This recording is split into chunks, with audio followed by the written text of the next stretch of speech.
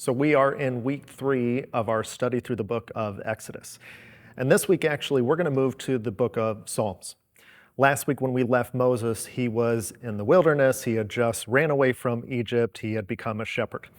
And what we see in Psalm 90, it's actually a psalm that's attributed to Moses when he perhaps wrote during this wilderness time, when he had no clue what was about to come before him.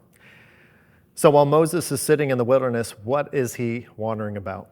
Well, as we saw through verses 1 through 6, Moses is explaining to us in poetic language that God is infinite. And then on the other side, he's explaining that man is finite. And then where he goes to next, he talks about how God is angry in verse 7 and 8. Why is God angry? Well, it's because of our sin.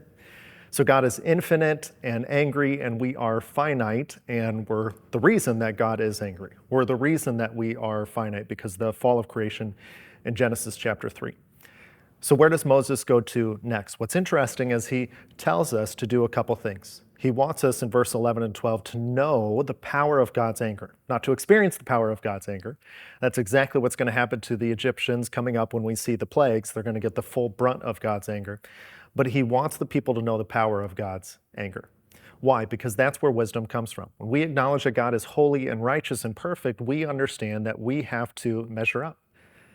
Also, it explains that we need to number our days. Moses is here wandering in the wilderness. He is perhaps counting down how many years he'll have, 70 or 80. Again, no clue that he's about to go for another 40 years helping the people of God escape and moving towards the promised land. But he's saying we need to number our days.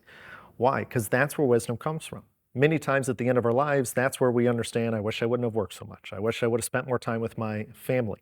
These are the things that Moses is pondering.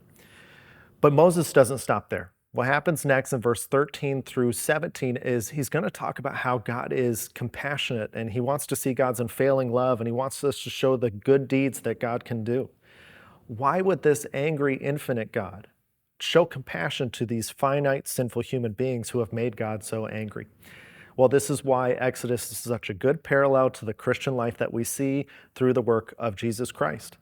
Because the infinite, angry God chooses to pour out his wrath on his son, Jesus Christ, to give compassion to those of us that believe in him.